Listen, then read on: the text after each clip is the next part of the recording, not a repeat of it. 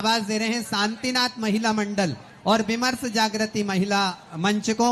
दोनों मौन पूर्वक यहाँ आएंगे और हमारे सम्मान को प्राप्त करेंगे। आदरणीय रघुवंशी जी कृपया अपनी जिज्ञासा रखेंगे।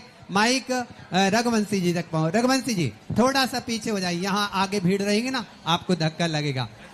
हाँ इधर आगे आइए। विजय भाई और भाई पीछे रखिएगा उनको, वो भीड़ में गुम जाएंगे। हाँ कृपया। हाँ रघुवंशी जी जिज्ञासा, इधर दो संगठनों के सम्मान मौन पूर्वक। महाराज जी के श्री चरणों में मेरा प्रणाम। जिज्ञासा समाधान शिविर है महाराज जी। आप सामने हैं तो जिज्ञासा तो कुछ है नहीं, और आप सामने हैं तो फिर समाधान की आवश्यकता नहीं।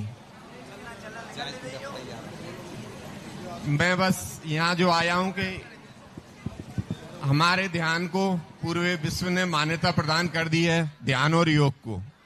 21 दिसंबर को यूनाइटेड नेशंस ने विश्व ध्यान दिवस घोषित कर दिया है और यहाँ हम इसे बड़े जोर शोर से मनाने जा रहे हैं।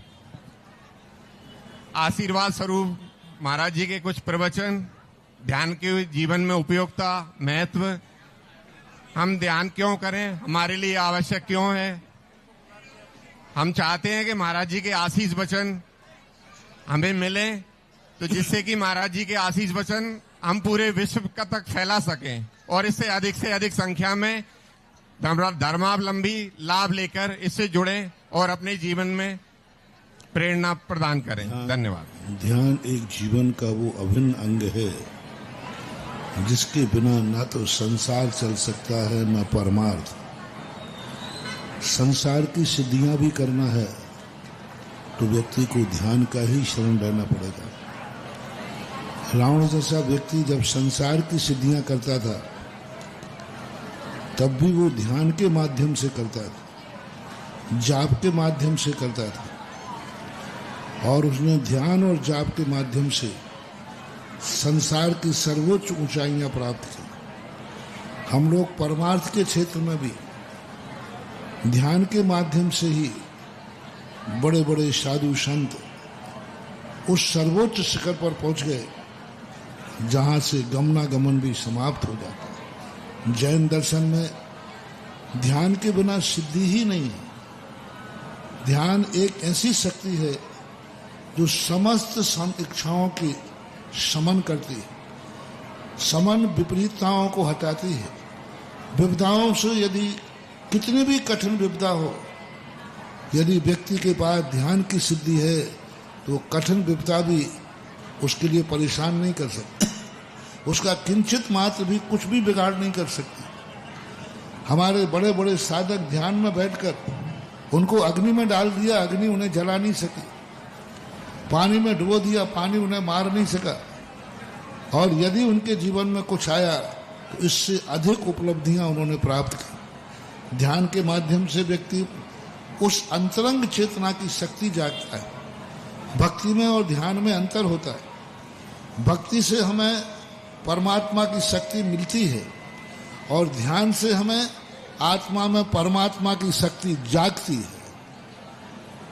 भक्ति में हमें उधार भगवान से लेना है, दूसरे से लेना है, और ध्यान के अंदर व्यक्ति स्वयं वो शक्तियां प्राप्त कर लेता है जो परमात्मा के पास है।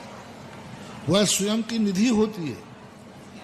उपासना में हमारी स्वयं की निधि नहीं होती, भगवान की कृपा होती है, उनका आशीर्वाद होता है, उनकी एनर्जी से हम जीते हैं।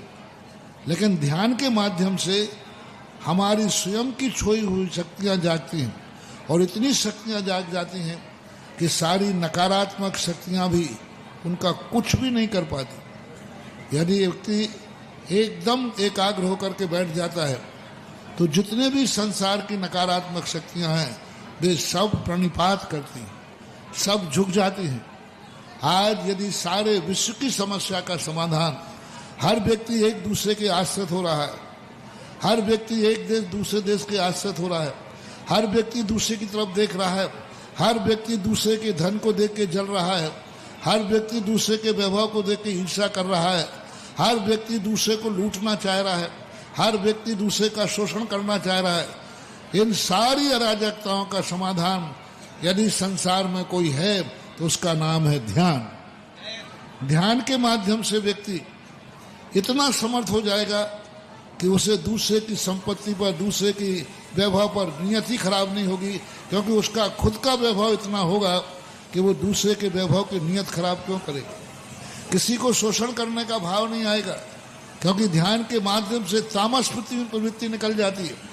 जितनी आज हिंसा हो रही है, गुंडागिर्दी है, अराजकता है, आतंकवाद है, इन सब का समाधान ध्यान है। यदि व्यक्ति ध्यान में उतर जाएगा, उसको कभी भी अराजकता नहीं फैलेगी, दूसरे के शोषण करने का भाव नहीं आएगा, दूसरे के प्रति अनर्थ करने का भाव नहीं आएगा, उसको जिहाद करने का भाव नहीं आएगा, क्योंकि वो ध्यान के माध्यम से ऐसी समता को प्राप्त हो जाएगा कि इन सारे समाधान जितने भी हैं आतंक, ये सब अपने आप खत्म हो जाएंगे, उत्तेजनाएं खत्म हो जाएंगी, क्रोध खत्म हो जाएगा।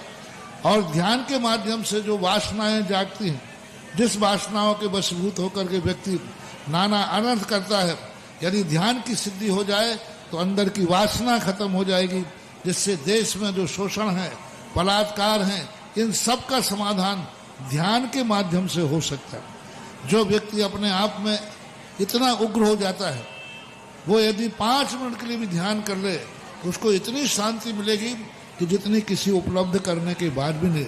व्यसन मुक्ति के लिए भी व्यक्ति यदि व्यसनों से त्रस्त है, उसका भी एक समाधान मां ध्यान है।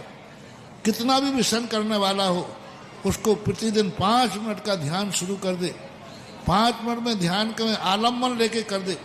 परमात्मा की पूजा करना अलग चीज है और परमात्मा का ध्यान करना अलग चीज है।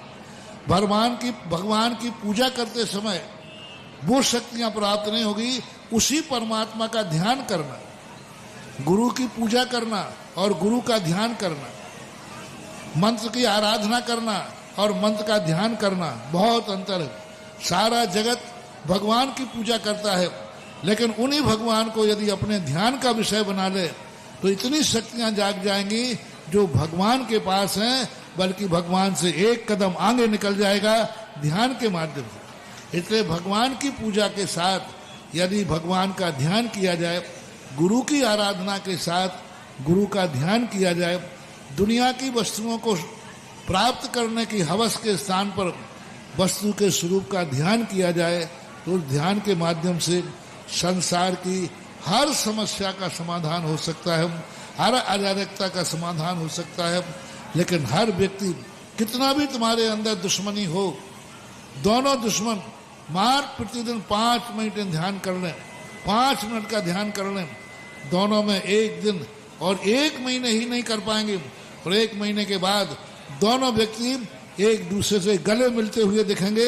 ये ध्यान का चमत्कार है, शास्त्रों में भी है, और यही आशीर्वाद मिला है राष्ट्र के नाम, विश्व के नाम। हाँ जी, तैयार रहेगा।